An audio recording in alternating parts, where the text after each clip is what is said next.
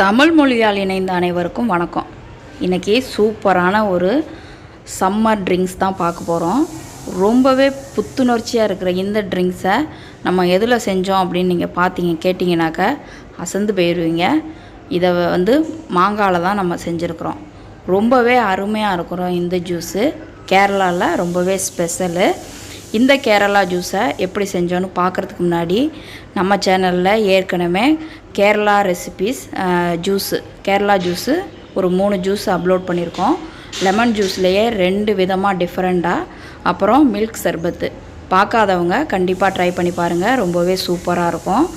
இதை இப்போ பார்த்துடலாம். அதுக்கு முன்னாடி நீங்கள் இன்னும் நம்ம சேனலை சப்ஸ்கிரைப் பண்ணலைன்னா சப்ஸ்கிரைப் பண்ணிடுங்க. இதுக்கு ஒரு மாங்காய் எடுத்துருக்குறேன். நீங்கள் எத்தனை கிளாஸ் எடுக்க போகிறீங்களோ அதுக்கு தகுந்த மாதிரி மாங்காய் எடுத்துக்கோங்க. மாங்காய் பால் வடியும்ல அந்த மாங்காய்லாம் சூஸ் பண்ணாதீங்க. நல்லா சூப்பராக இருக்கிற மாங்காவை எடுத்துக்கோங்க. சொல்லப்போனால் ஒட்டு மாங்கான்னு சொல்லுவாங்க. அந்த மாங்காயில் செஞ்சிங்கன்னா ரொம்பவே டேஸ்ட்டாக இருக்கும். ஏன்னா இதில் பால்லாம் வடியாது. நல்லா ரொம்பவும் பெரிய காயாகவும் எடுக்காதீங்க, ரொம்பவும் சின்ன காயாகவும் எடுக்காதீங்க. நல்லா பார்த்து தரமான உள்ளதாக எடுத்து சின்ன சின்ன க்யூப்பாக கட் பண்ணிக்கோங்க. மாங்காயில் ஜூஸ் போட்டு குடித்தா நல்லா இருக்குமான்னு யோசிக்காதீங்க, ரொம்பவே சூப்பராக இருக்கும். இது ரொம்பவே புத்துணர்ச்சியாகவும் இருக்கும். நீங்கள் இந்த ஜூஸை போட்டு கொடுத்தீங்கன்னா எல்லாம் அசந்து போயிடுவாங்க. இப்போ கூட நம்ம சுகர் சேர்த்துக்கிறோம். உங்களோட டேஸ்ட்டுக்கு தகுந்த மாதிரி நீங்கள் சுகர் சேர்த்துக்கலாம், இல்லை வெல்லம் சேர்க்குறதா இருந்தாலும் சேர்த்துக்கலாம்.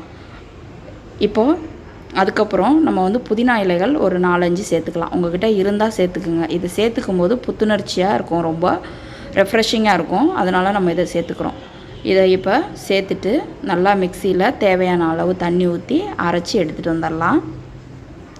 கண்டிப்பாக ஒரு தடவை ட்ரை பண்ணி பாருங்கள். இந்த ஜூஸை ஒரு தடவை குடிச்சிங்கன்னா மறு தடவையும் கண்டிப்பாக செஞ்சு பார்ப்பீங்க.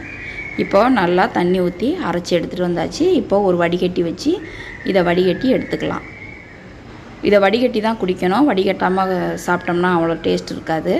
நம்ம இதை மாங்காவை தோலோடு அரைக்கும்போது ஜூஸ் நல்லா க்ரீன் கலராக பார்க்க ரொம்பவே கலர்ஃபுல்லாக இருக்கும். பாருங்கள், நம்மளோட ஜூஸு ரொம்பவே அட்டகாசமாக ரெடி ஆகிட்டு, ரொம்ப அருமையான இந்த ஜூஸை இந்த சம்மருக்கு கண்டிப்பாக ட்ரை பண்ணி பாருங்கள். ரொம்ப வித்தியாசமான இந்த ரெசிப்பியை ட்ரை பண்ணி பாருங்கள். நம்ம சேனலை சப்ஸ்கிரைப் பண்ணுங்கள், உங்கள் ஃப்ரெண்ட்ஸோடு ஷேர் பண்ணுங்கள். தேங்க்யூ.